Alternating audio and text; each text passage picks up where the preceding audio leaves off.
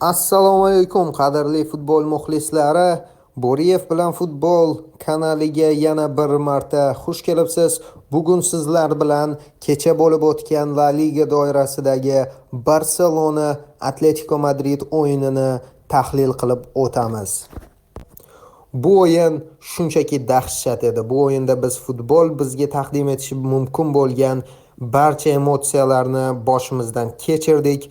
Bu o'yinda comeback bor edi, bu o'yinda jang bor edi, haqiqiy mentalitetlar kurashi guvohi bo'ldik.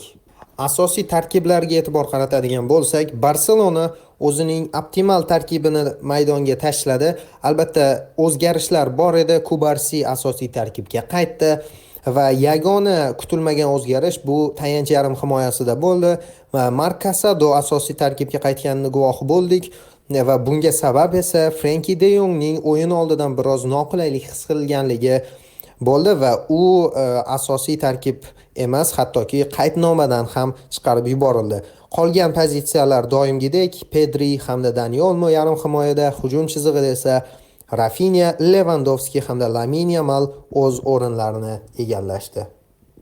Ushbu uchrashuv jamoalar o'rtasidagi bu mavsumda 3-o'yin bo'ldi.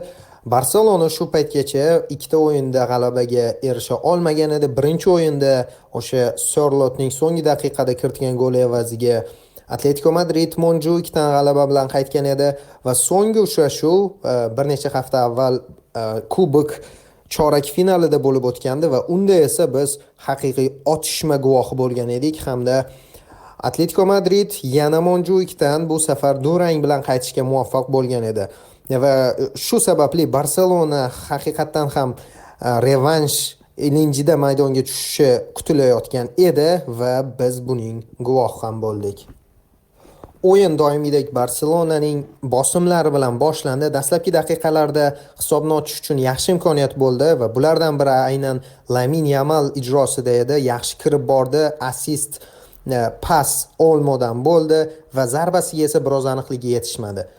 O'yin birinchi bo'lim so'ngida esa Pedri yana bir ajoyib uzatmani amalga oshirdi. Bu safar Lewandowski imkoniyatdan foydalana olmadi. Juda yaxshi vaziyatga chiqib borgan edi, ammo 44-daqiqada Barselona yana bir imkoniyatni qo'ldan boy berdi.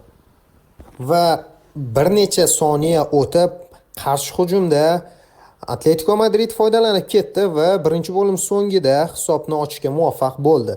Pasni Oblak amalga oshirdi va o'ng qanotdan Barselonaning o'ng qanotidan xato va Kunde oldinga chiqib ikkinchi qavatda kurashni boy berdi va Griezmann juda ham katta hududga ega bo'ldi va Barselonaning himoya chizig'ini kesib uzatma amalga oshirdi va qarama-qarshi qanotda Juliano Simeone bor edi. Simeone esa kutilmaganda zarba berishini kutayotgan bir vaqtida Julian Alvaresni to'p bilan ta'minladi va hisobni ochishga muvaffaq bo'ldi argentinalik yulduz.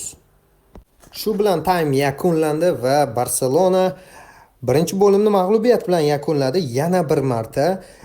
Ammo ikkinchi bo'limda Hansi Flick bir nechta o'zgarishlarni amalga oshirdi. Bulardan eng muhimi albatta 67-daqiqada Olmo o'rniga Ferran Torresning tushishi bo'ldi. Shu bilan birgalikda Casado jarohat bilan o'ynayotgan Casadoning o'rniga Eric Garcia maydonga tushirildi. Casadoning jarohati haqida biroz keyinroq gaplashib o'tamiz va Ferranning tushishi Barselonaga foyda keltirdi deyishimiz mumkin.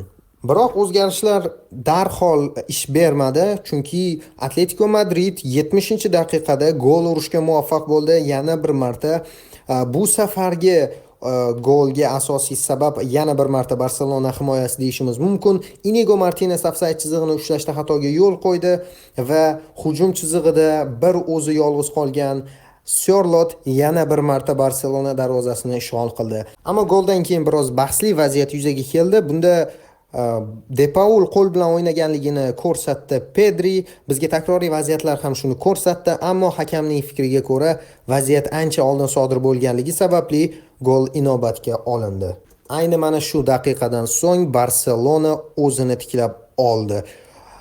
Pedri mana shu kadrda ko'rishimiz mumkin. Pedri gol o'tkazib yuborilgandan so'ng jamoadoshlariga o'zlarini bosib olish kerakligini uqtirayotganligi va o'zlarini haqiqatan ham bosib olib, keyingi vaziyatda yoq hisobni qisqartirishdi va bunda ajoyib assist Inigo Martinezdan Lewandowskiga uzatma edi. Lewandowski esa oson vaziyatlardan foydalana olmasligi mumkin, ammo Leva o'zining golini urib ketyapti. Juda murakkab zarba yo'lladi, juda murakkab holatda 3 ta futbolchi qarshisida o'zining golini urib ketdi 72-daqiqada Lewandowski va Lewandowski to'prarlar bahsida Mbappedan yana 2 ta golga o'zib ketishga muvaffaq bo'ldi. Mana shu daqiqadan boshlab Barselona kurajini ushladi va 78-daqiqada Rafinyadan super uzatma, Lewandowski 2 ta futbolchini o'zi bilan birga olib ketdi.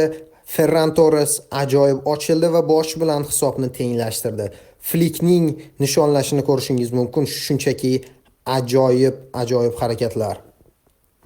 Va shu bilan 90 daqiqa o'z yakuniga yetdi. 92-daqiqada Lamine Yamal, kim bo'lishi mumkin boshqa bu Lamine Yamal yana bir marta asosiy futbolchi ekanligini eslatib qo'ydi va katta o'yinda yana o'zini ko'rsatdi. Uzoq masofadan zarba, rikoshet va to'p darvoza to'riga borib tushdi. Lamine Yamal oxirgi marta goli La Ligada El Clasicoda bo'lgan edi va bu safar katta ehtimol bilan La Liga masalasini hal qilishi mumkin bo'lgan o'yinda yana bir marta Barselona joniga oro kirmoqda. Bu yog'iga juda ham kam vaqt qolgan edi. 98-daqiqada esa Atletico Madridning hujumini Rafinha pressing bilan buzdi va Ferranga uzatmani amalga oshirdi. Ferran esa shunchaki 9lik, haqiqiy klassik 9liklarga xos bo'lgan zarba bilan Yanoblikni dog'da qoldirdi va o'yinga katta nuqta qo'ya qoldi. Ushbu natijadan so'ng Barselona liganing birinchi o'rniga yana qaytishga muvaffaq bo'lmoqda. 60 ochko, Real Madrid bilan teng ochko jamg'argan, ammo bitta kam o'yin o'tkazgan. Atletico Madrid esa vaziyati juda og'ir, 4 ochko orqada qolib ketmoqda peshqadamlardan. O'yindan keyin albatta Hansi Flick intervyu berdi va u shunday dediki, men bugun baxtiyorman, ushbu jamoa bilan juda ham faxrlanaman. Menimcha ularning mentaliteti ajoyib ekanligini ko'rishingiz mumkin. Ular hech qachon taslim bo'lishmaydi. Maydondagi reaksiya shunchaki ajoyib edi. Aynan shu narsani biz bunday o'yinlarda amalga oshirishni xohlaymiz. Shuni ayta olamanki, men jamoamdan juda faxrlanaman. Shunday qilib do'stlar, biz Barselonaning yana bir g'alabasiga guvoh bo'ldik, yana bir comebackni o'z ko'zimiz bilan tomosha qildik. Video yoqqan bo'lsa, like bosing, izoh qoldiring, do'stlaringizga ulashing va umuman nima deb o'ylaysiz? Barselona bu mavsumda qayergacha borishi mumkin? Haqiqatan ham Barselona bu mavsum 10 yildan keyin treble-ni yutishi mumkinmi? Fikrlaringizni izohlarda qoldiring. Sog' va salomat bo'ling va doimgidek Viska Barsa.